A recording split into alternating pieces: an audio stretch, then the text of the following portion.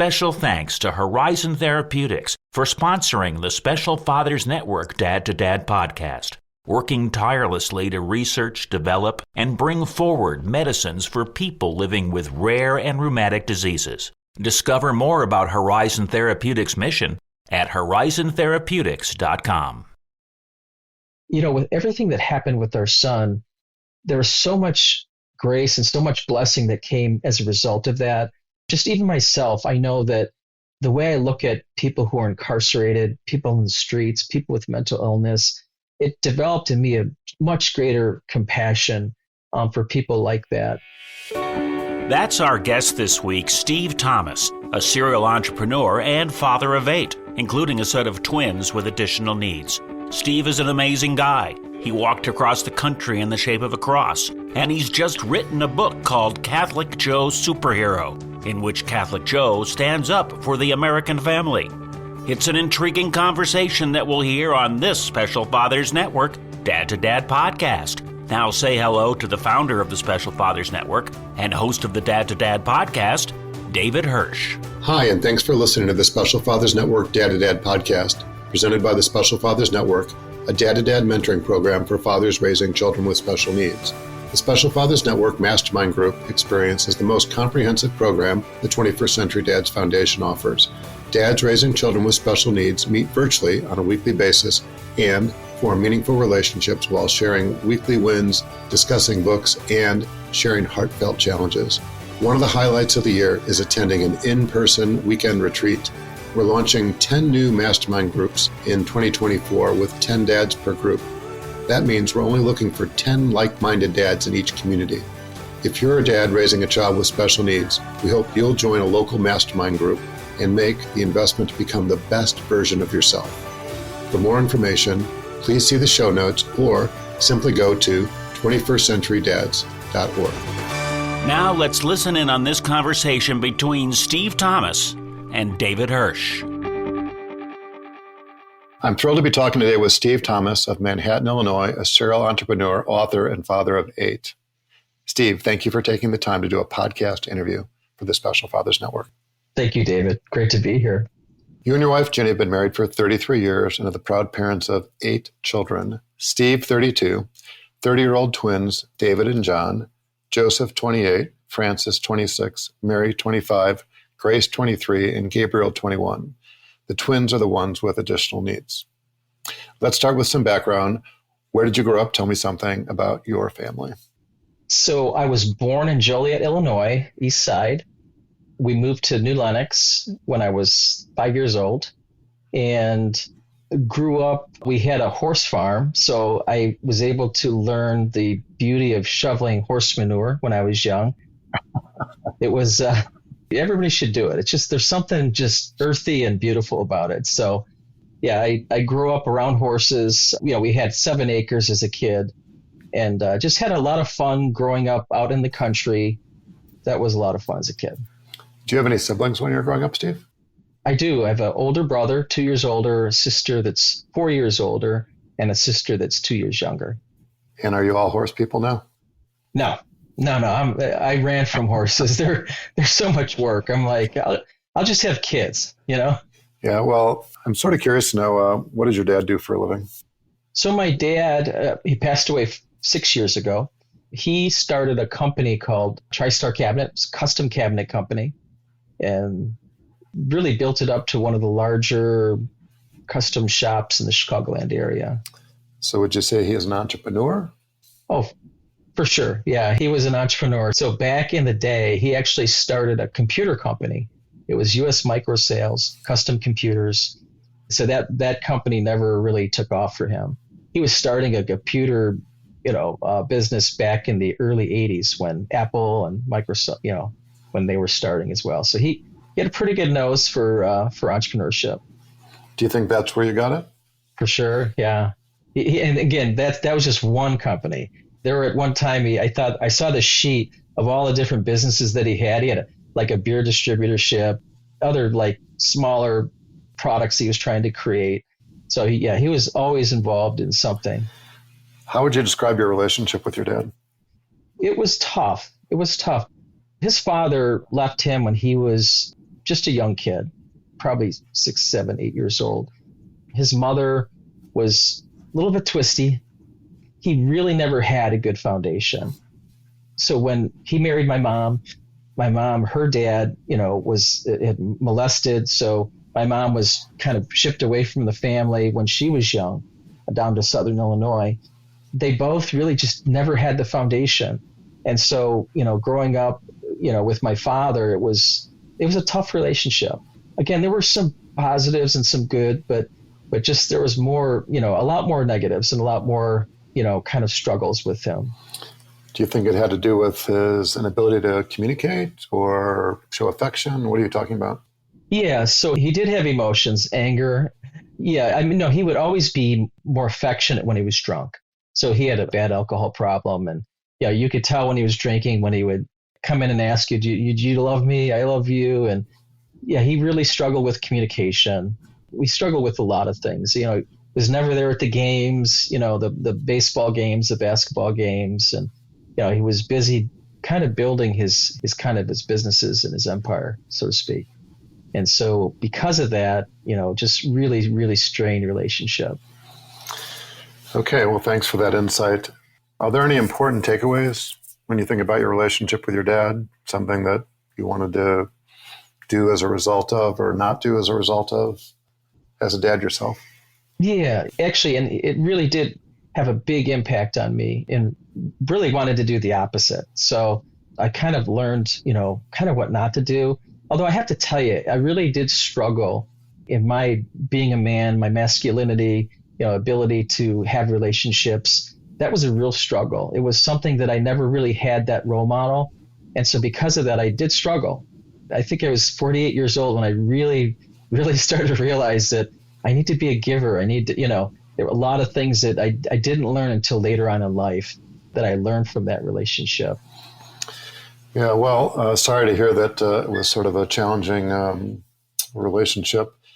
That's something I guess we have in common as a result of my parents splitting when I was 6, my younger brother was 5. And, it sort of like turns your world inside out. The way I've phrased it, I guess later on in life, is that we all learn by role models. We want to emulate the ones that are getting it right and maybe live vicariously through the others, right? So you don't repeat some of the same mistakes that maybe you witnessed or that you experienced. And these are important lessons, right? Not always learn from good role models. So anyway, glad to hear that there was some important takeaways. You had made reference in passing to your grandfathers, first on your dad's side and then on your mom's. And what I heard you saying about your paternal grandfather is that he left when your dad was a young guy. It sounded like there was some dysfunctionality going on there. For sure. Yeah, definitely. Did you have a chance to meet your paternal grandfather? Did you know him at all? That's a great question. So he left my father, and for years, my father tried to locate him. He wanted to find him. And this one lady, Vicky Eisenbeis, really good friend and great friend to my dad, she actually tracked him down. So really, I would say 5 years before he died, my father was finally able to reconnect with him. That was probably one of the better moments with my father, was going out there to meet his dad and my grandpa. And he was really a great guy, great personality, and who he had married. She was just a doll. She was just a sweet lady. I think that helped with some healing. And that was a great moment to be a part of that. So you had a chance to meet your grandfather for the first time. I did. You not interacted with him because your dad was estranged from him. Exactly. And my grandma had always sent money and, tried to help and provide, but, his mom never let him know that. So she kind of forged a wedge and, and thankfully they were able to kind of heal that breach before he passed away. Yeah, well, thanks for sharing. That's very powerful. And on your mom's side, your maternal grandfather, did you get to know him at all? I did. And he was a horseman, liked to drink, again, but he had his demons. And because of that, they had to separate my mom when she was very young and sent her relatives down in Southern Illinois to keep her away from him. Again, what I had experienced with him, nothing too negative. I just remember I do remember praying for him when he was dying. I just remember praying, just going, God, please, because again, he was estranged from the church and didn't have a deep relationship with God. And I just remember praying and then him eventually asking for the priest and, kind of reconciling with God before he went on. And I thought that was pretty cool. Yeah, well, thanks for sharing. Any other men that played an important role in your life, father figures, while you were growing up, or maybe as a young adult for that matter? Yeah, actually, priests, believe it or not, there were actually a couple priests. So there was Father Ryan. You would never say this now, but we used to drink Jack Daniels and Coke and talk about God. He was just a great guy, just a very spirit-filled man. He was a great example.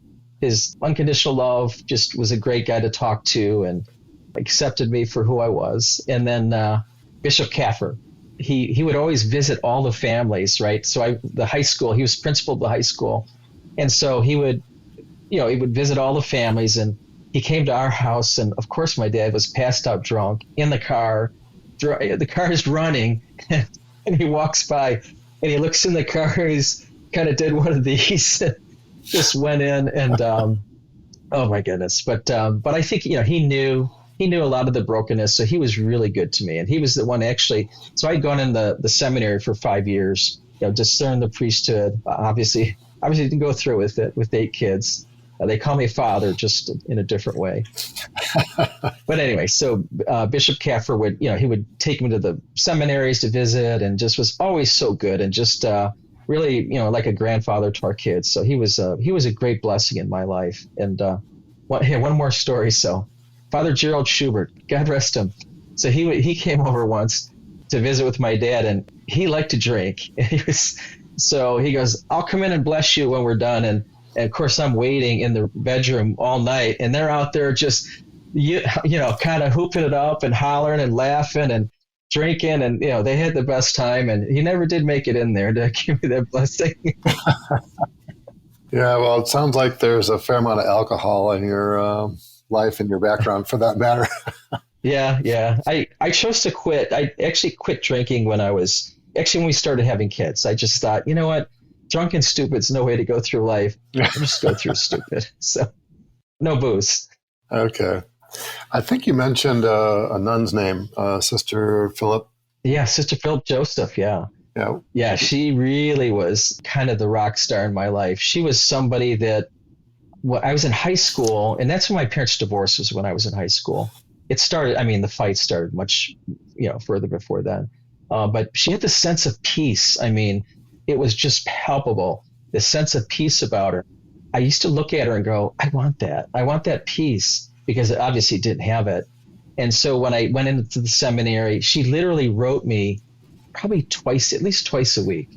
She would write the handwritten letter, I'm praying for you and yada, yada. And she was just awesome. She was just such a great, somebody that loved me and supported me. And yeah, she was a great witness for me. Have you kept up with her? I have. Yeah.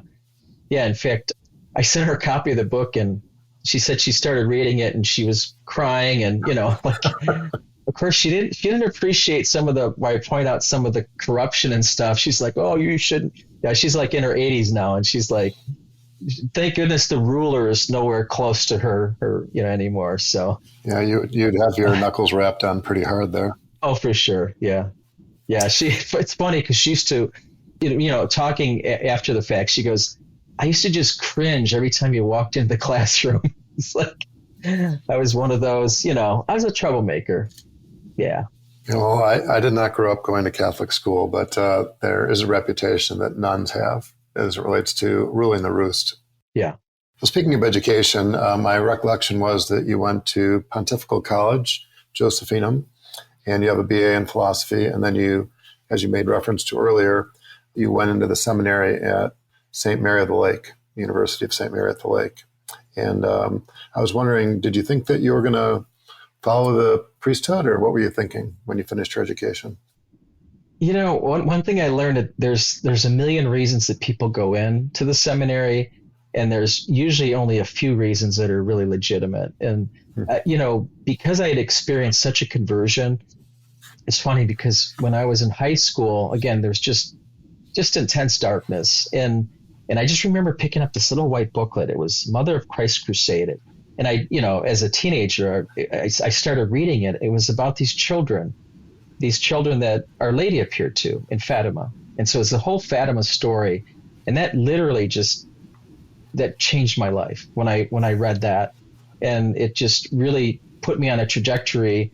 And so when I experienced that, the faith and the sense that God loved me and that he would do anything for me, I wanted to do anything for him. So I felt like the best thing I could do was to go and to become a priest. And it's funny because my son, who is going in to be a priest, he asked me, he said, Dad, what do you think? And I just said, follow the desires of your heart. I go, whether you're a holy father, of a family or a priest, it doesn't matter as long as, again, you seek God in everything that you do. And so, in fact, my spiritual director, who's just one of the best listeners I've ever come across, and usually he was one of those people that will let you kind of work through things and kind of own it yourself. And I had asked him, I said, John, I go, do you think I should be a priest? And he goes, no. It's like very direct. He's like, I was waiting for this, what do you, maybe pray about it and, do some things and maybe, and he's like, no, he's like flat out, no. So I knew it was time to move on. Sounds like he pushed you out of the nest. Yeah, that's right. And I needed it.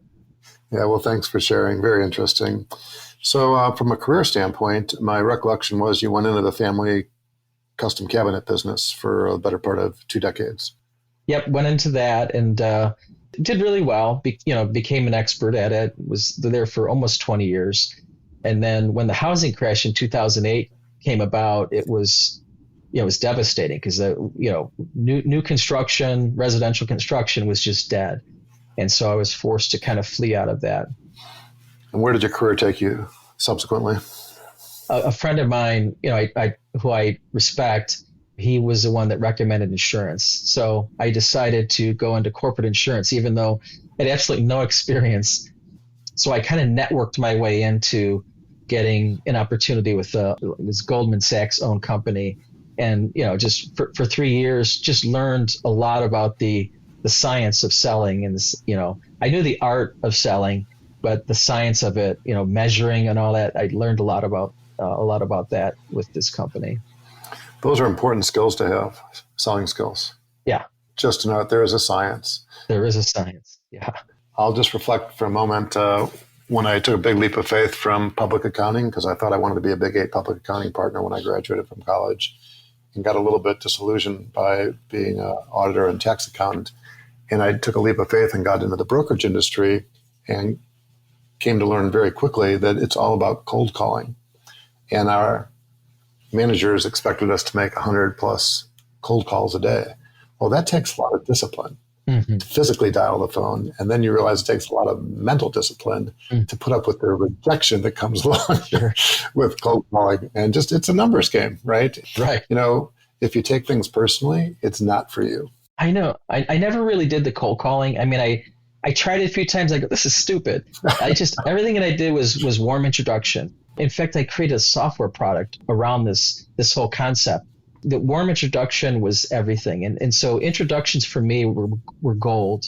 And that's what I learned early on, was that making introductions was the thing that was going to get me to the next level. And I did really well. I mean, I was one of their better producers when it came to creating opportunities. And so I was able to do that quite well, but I hated corporate life. I was not a corporate person. I am an entrepreneur, like a maverick. And in fact, they tried to create a position for me as like originator, which they didn't have in their model. And I was like, nah, I'm done with this. I can't take it. So, well, one of the businesses that I believe you're still involved with is called Biz Intro LLC. Is that what you're referring to as being this introduction platform?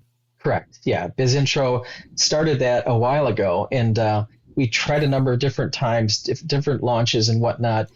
Yeah. The whole premise of that is that, again, introductions, easy introduction. It actually tracks the introduction and actually has scheduling built into it. So it's a software product that, everybody loved it. I mean, I've had, CTOs from Motorola that said, I think you're onto something. And I love software. I created another software product in the construction industry as well. And it sold that, and actually looking to continue building software as well is writing books. Okay. So I'm sort of curious to know, how did you and Ginny meet? Oh, that's a good question. So it was actually a blind date. Friends of ours, I said, again, I was coming out of the seminary. Well, I wanted to have a family, wanted to get married, have a family. And so he had recommended this one person, my wife, Ginny. And I go, I want somebody fun. And it's funny because my friend's wife at the time told her who she wanted to get, me, that get together with her. She goes, I want somebody good. And so we both had these same like extreme responses to each other. And then, 33 years later, we're still going strong. So. Yeah, I love the story. Thank you for sharing.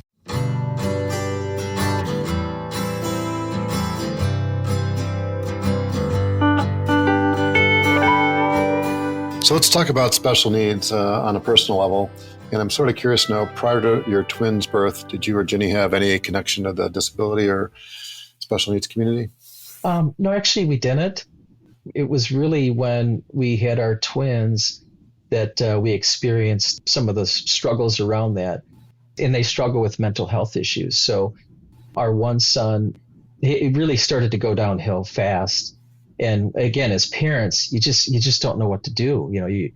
It was just driving us crazy, trying to watch him and monitor and finally it went off the deep end, and he just got really dark and, pulled a knife on me and I could put the knife away. I acted like it was nothing, but I knew I had to call the police. And so I literally went and called the police and met with them. And once I was talking to them at the end of the driveway, we hear this pop, pop, pop, pop.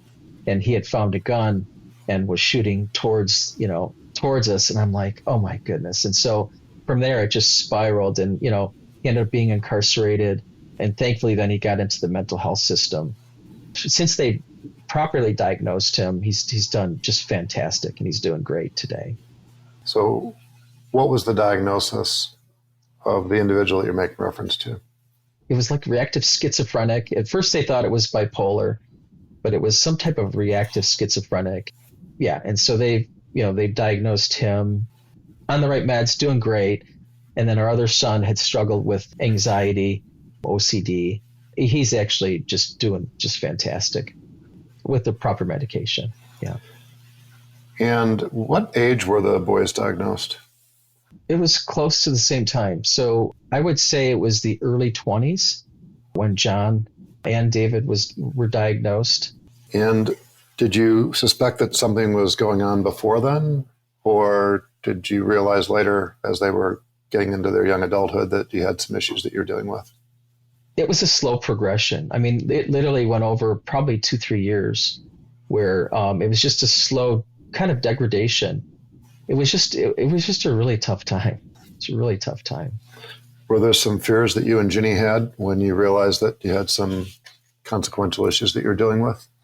Yeah. Oh, yeah. I mean, so there were times where my wife would literally sleep in the hallway outside his door, because we just didn't know what he was going to do. I mean, when it got really bad, it spiraled to such a point where we didn't know what to do. And when everything kind of hit the fan, thankfully we knew that at least it would force us and force him to get some type of treatment. And this is the better part of a decade ago, because the twins are 30 now? Yes. Yeah. He was incarcerated about 7 years ago. And is he still incarcerated? Actually, he's in a minimum security facility right now, and he's getting ready to transition out. Like I said, he had been in Chester Mental Health, which is maximum security down in Southern Illinois. And ever since they really diagnosed him correctly and gave him the correct medication, he hasn't had any relapses or any other events that have happened since then, actually. So he's done, fantastic. Well, I'm really glad to hear that there seems to have been a turning point, right? Maybe it was getting the diagnosis, getting on the meds, and just getting the help, like you said, right? The intervention that was necessary to, help him put his situation in perspective and provide him with some opportunities to handle, some of the challenges that he deals with on an ongoing basis. Yeah, if I could share one more thing, David, I have to say, as a Christian, we always find redemptive things about even the most, horrible tragedies. With everything that happened with our son, there was so much grace and so much blessing that came as a result of that. Just even myself, I know that the way I look at people who are incarcerated, people in the streets, people with mental illness, it developed in me a much greater compassion for people like that. And even, with our one son who's, working in the streets of the Bronx, New York, it's funny because we homeschool the kids and probably sheltered them too much. But now, our son's working with people in the streets, the prostitutes, the pimps, the drug dealers, the people with mental health issues. So I think, for all of our family, even though it was very difficult, it still brought, I'd say, an enormous amount of grace that kind of changed us and kept us from becoming too, judgmental, self-righteous. It just really kind of changed that for us. So there was some silver lining to the cloud. Yeah, well, it's like a burst of sunshine. Yeah, exactly. I see that. I was going to say, David, are you glowing? It's too funny. Well, it does help you put things into perspective, because if you don't have somebody, a family member with a disability or special needs, it's hard to appreciate what that's all about. If you've never known anybody who's been incarcerated, it's really difficult to understand, what that's all about. So it's like a lot of things in life when you are able to walk in somebody's shoes, or, you're close to a situation like that, it just enhances your understanding that, this is part of humanity. And not all of us walk a straight line. There's a lot of twists and turns and ups and downs. And, unfortunately, every once in a while, people mess up, and not in consequential ways, but sometimes consequential ways. And there are consequences, right, to our actions, right? There are certain expectations that society has. And, if you step across the line or blast across the line, you need to be prepared for what that entails. So thank you for sharing and your transparency about that. Was there some meaningful advice that you got on the way that helped you and Ginny put these situations in perspective? I know there's an organization, NAMI, which we had reached out to, and they provided some resources that were helpful. We also helped other families. So when we experienced some of the things we experienced, other people were experiencing. So we did reach out to other people, and people knew of our situation. We didn't try to hide it. And so they did know to kind of send people to us as a resource. And so we would share with them different things that we found out, again, mistakes we made, but also things that were helpful. So we did try to share some of that. Is NAMI the National Association for Mental Illness? Yes. Okay. Yeah, they do great work. Not to focus on the negative, but what have been some of the bigger challenges that you've encountered, either as it relates to David's OCD, anxiety, or John's mental illness? Like I said, I try not to focus on the negative and more on the positive. I think early on it was a lot more difficult. Early on, again, as you're in it, as you're going to the court dates, as you're, all the things that are going on, it's a struggle. But again, we just always try to stay positive. We always try to focus on, again, even as it's happening, just thanking God that he didn't take his life. He had a gun, he was shooting out the window. You know what I mean? So it's just really thankful. Things could have gotten a lot worse. And now, they're both doing great. I mean, they're both highly functioning, and, David does video with my wife. She's got a video company. And so, again, he's gifted beyond measure, David and John. John is just right now, he's got a great gift to work with the elderly. He had done that previous to him getting really sick. The facility where he's at right now, he's in charge of all the patients, trying to make things better and, things like that. Yeah, well, he sounds like a nice young man who's just unfortunately had some missteps, right? And, at a pretty consequential point in his life. And, it sounds like there's been some learning, all around, which gets me thinking, what impact have the twin situation had on their siblings, your marriage, or the extended family for that matter? In regards to our marriage, I would say it probably brought us closer together. Because of that, the suffering and the struggle, it was something that we had to lean on each other. Besides our faith in God, we had to lean on each other. And so I would say that it strengthened our relationship. In regards to the siblings, it was a challenge for some of our younger daughters. In hindsight, I realized how I could have led better as the father because they didn't feel safe. And I didn't really realize that back then. And, I probably should have done something or taken some type of precautions as a result of that. But yeah, I would say things as they are now, they're at peace with everything and they have great relationships with all the siblings. So, yeah. And your extended family? Everybody, really everybody, like John and Dave, everybody loves them. Yeah, there's no real negative situations in our family with that. Well, it sounds like Steve, your oldest, the one who's a Franciscan Friars of the Renewal in the Bronx, has probably been called the strongest calling, I should say. What is he doing again? So what they do is they go into find your crappiest part of town, and that you'll see them there. So they go and they work with the poorest of the poor, and that's their calling. St. Francis. He was had a great love for the poor, and so they try to emulate his charism and really just take care of the people in the streets. And he loves it. He just got back from Honduras. They were down there building, I think, a church. I think they built it in 5 days, which was incredible. So yeah, he's really, really found a lot of happiness and joy in serving that way. Yeah, well, it sounds like he was the one that pursued the thought or idea that you had when you were a young man. That was one of the things that was said at our wedding.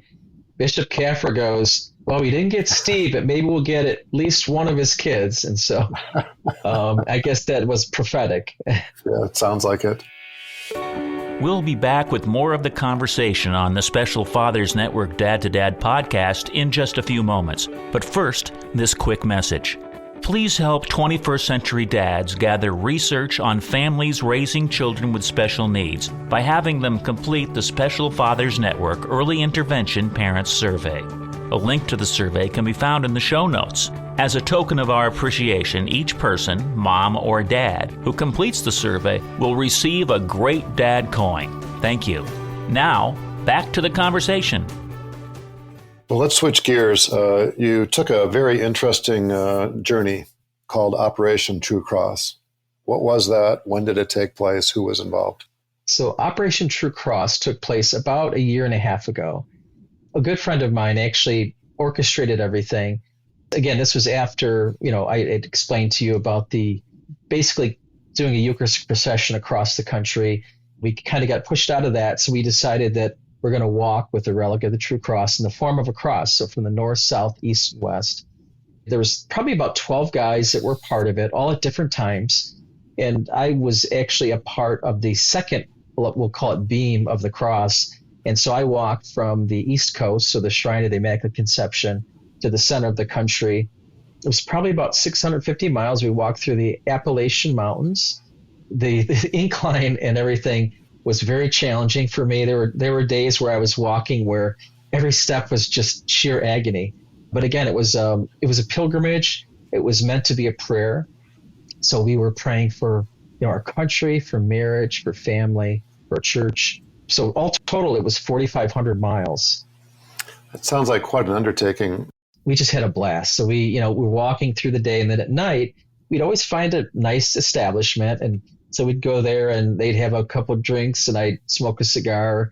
And we just had the best time while we were walking across the country. And how many miles did you cover on a daily basis on average? Probably about between 30 and 35 miles a day. Well, we were actually taking turns. Sometimes we would start when it was still dark. In fact, there was one time I remember, again, we're in the mountains, right? We're in the Appalachian Mountains, and we're on a trail, and it's dark.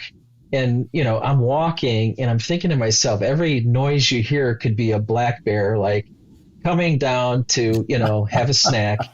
And, so, yeah, of course, the prayers were a little bit more intense at that point. We walked from early morning until we couldn't see anymore at night.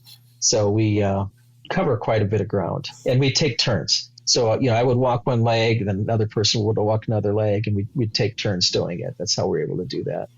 The actual walk took about 8 months to complete. Okay. So I was walking for a total of 1 month. So I walked from the East Coast and then also a little bit from the South. But it was over probably an 8-month period that everything was completed. And would you consider it a transformative experience for you or some of the others? Yeah, for sure. It was, again, it's not something that a lot of people do, first of all, nor should they. But it was something that was quite, for me, it was very transformative. Every day you're walking, you're praying, and it was intense. There were times where it was very intense, where we felt like what we were doing made a difference, that it was going to make a difference in our country and what was going on spiritually. We believe there's this whole different spiritual realm that's out there that we don't see that exists, and that we actually have we're a part of. And so we felt very much a part of that spiritual realm in praying for our country and for marriage and family. So were you able to connect with people along the way, either like you knew you were going to connect with them in advance or just impromptu connections? How would you describe it? Yeah, so actually that was the funnest part, because we met all kinds of people en route. Again, whether it was at the restaurant or police, we've had, police, kind of like, what the hell are you guys doing? Why are you walking at this hour that night? And, they were just blown away that people would actually take the time, to pray for this country. And, and some of the people that we met in the restaurants, the waitresses, we just had intense conversations, transformative conversations with them about their lives. And, we tried to, convey to them that God loved them, and, that there was purpose for their life. And so that was, that part of it was the best part, for sure. Any stories of conversion that you came across? Yeah, actually, again, I would say every person that we really got into it with, we were able to get really, really deep with them and bring them to a level of, I want to get back to God. I want to get back to my faith. So I mean, as far as conversion, I didn't have my conversion meter on at the time, but I'm guessing that they were brought closer to God. So I think that, there were definitely some positive experiences.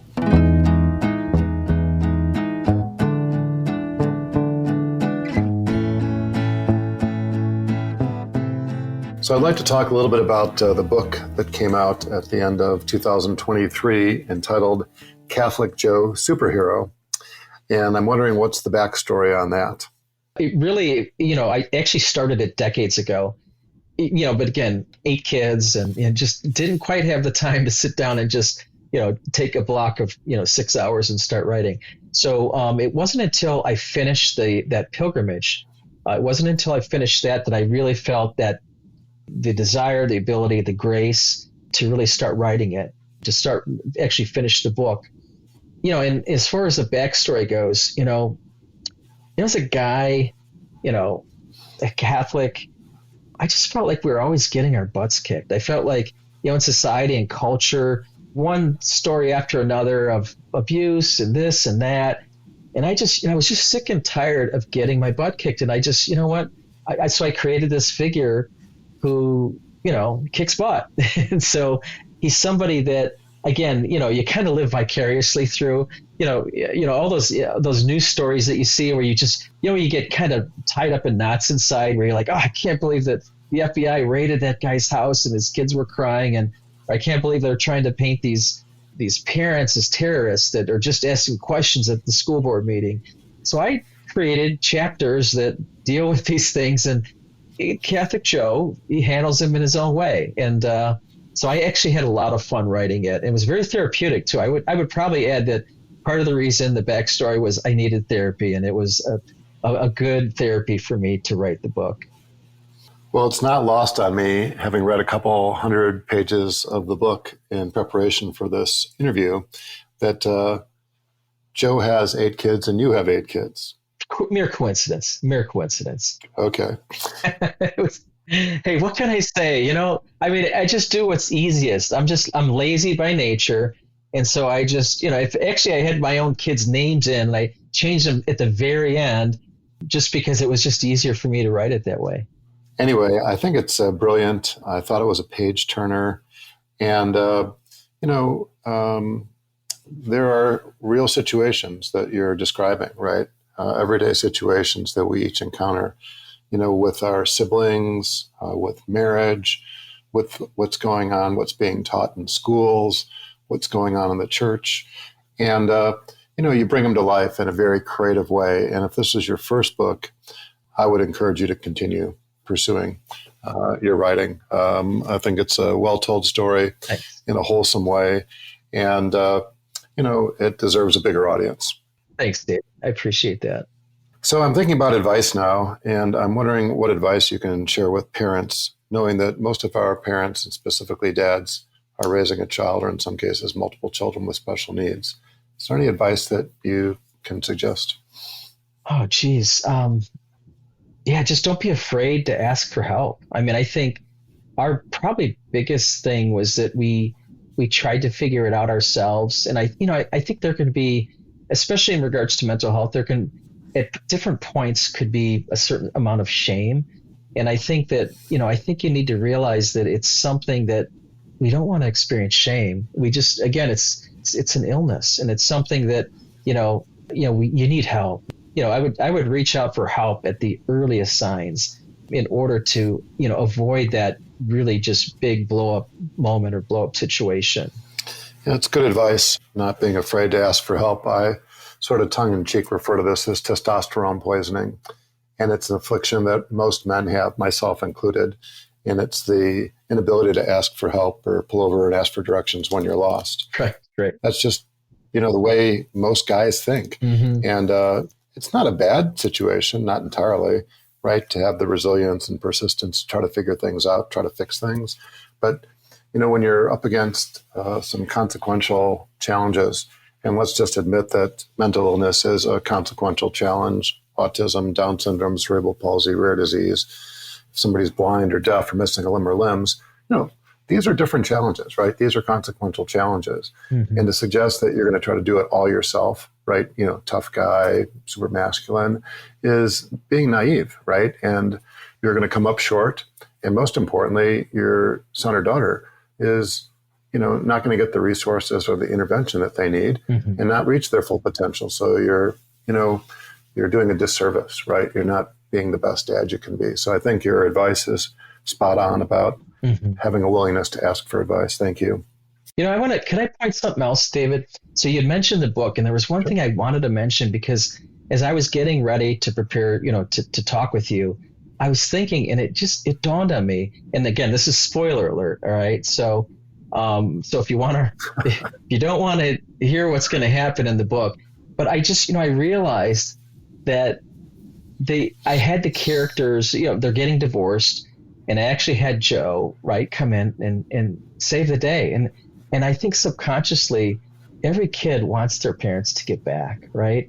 And I think subconsciously, that's what I wrote into it. It's like, I want a happy ending, instead of what happened with myself. I want a happy ending. And so we all want that happy ending. So again, in regards to if somebody's struggling in their marriage, obviously there are situations where there might be harm, but I think a lot of times, especially with guys, is, we can be really selfish. And I think that, you got to really stop and think before you make that decision, to pull the plug on that marriage. You got to really, really think deep and hard about what that's going to do long term. And the whole purpose for the book was really, it's all about, encouraging marriage, encouraging people to fight for marriage. There's some things that are worth fighting for, and that's definitely one of those things. Yeah, well, thank you for emphasizing that. And I don't know if it's a spoiler alert, but, I think that there's a very clear message, right? And I think that when I reflect on the advocacy that I've done the last 27 years since becoming a father for the 5th time, it's trying to elevate the importance of family and the importance of marriage. And not to say that, it's right in all circumstances, but, these are institutions that used to have a higher value in society. Mm-hmm. And I think that a lot of the ills that we're witnessing, drug and alcohol abuse, crime and incarceration, teen suicide and pregnancy, all get traced back to what we generically refer to as the breakdown of the family. And in actuality, it, in many cases, has to do with dads not being present, right? Mm-hmm. Physically, emotionally, and spiritually present in their children's lives. So I think that that's one of the things that brings us together. I feel like we're kindred spirits, maybe coming at this from a little bit different perspective, but, it's something that's important, something we're passionate about. And, I applaud you for taking some of the entrepreneurial skills that you have and deploying them into this publication, Catholic Joe Superhero. And I hope that as a result of your efforts, it's only been out for a couple, 3 months, that it will continue to enjoy a wider and wider audience. Thanks, David. And I do have one thing I want to add. So this just came to me. So think about, I'm going to get religious on you again. The last prophet of the Old Testament, Malachi, all right? Read the last chapter of Malachi. And it talks about the coming of Elijah.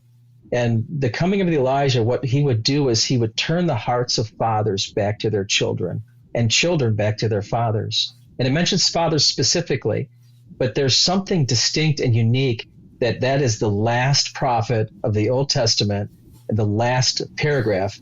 That is so important. And I just want people to think about that and meditate on that. That is the answer. It is really the answer to so many ills in our society. Yeah, point well made. Let's give a special shout out to our mutual friend, Paul McConville, for helping connect us. All right. Yeah, for sure. He's a good man. Yeah. He's a great man. Yeah. If somebody wants to learn more about your book, Catholic Joe Superhero, or contact you, what's the best way to do so? Yeah, I would just go to the website, catholicjoesuperhero.com. And you can look at it, you can buy it. That's the place to go. I'll be sure to include that in the show notes so it'll make it as easy as possible for somebody to follow up. Excellent. Steve, thank you for taking the time and many insights. As a reminder, Steve is just one of the dads who's part of the Special Fathers Network, a mentoring program for fathers raising a child with special needs. If you'd like to be a mentor father or are seeking advice from a mentor father with a similar situation to your own, please go to 21stcenturydads.org. Thank you for listening to the latest episode of the Special Fathers Network Dad to Dad podcast. I hope you enjoyed the conversation as much as I did. As you probably know, the 21st Century Dads Foundation is a 501c3 not-for-profit organization, which means we need your help to keep our content free to all concerned. Would you please consider making a tax-deductible contribution? I would really appreciate your support. Steve, thanks again. Thank you, David. And thank you for listening to the Special Fathers Network Dad to Dad podcast. The Special Fathers Network is a dad-to-dad mentoring program for fathers raising children with special needs. Through our personalized matching process, new fathers with special needs children match up with mentor fathers in a similar situation. It's a great way for dads to support other dads. To find out more, go to 21stcenturydads.org. And if you're a dad looking for help or would like to offer help, we would be honored to have you join our closed Facebook group. Please go to facebook.com/groups and search Dad to Dad. Lastly, we're always looking to share interesting stories. If you'd like to share your story or know of a compelling story, please send an email to david@21stcenturydads.org. The Special Fathers Network Dad to Dad podcast was produced by me, Tom Couch. Thanks again to Horizon Therapeutics, who believe that science and compassion must work together to transform lives. That's why they work tirelessly to research, develop, and bring forward medicines for people living with rare and rheumatic diseases. Discover more about Horizon Therapeutics at horizontherapeutics.com.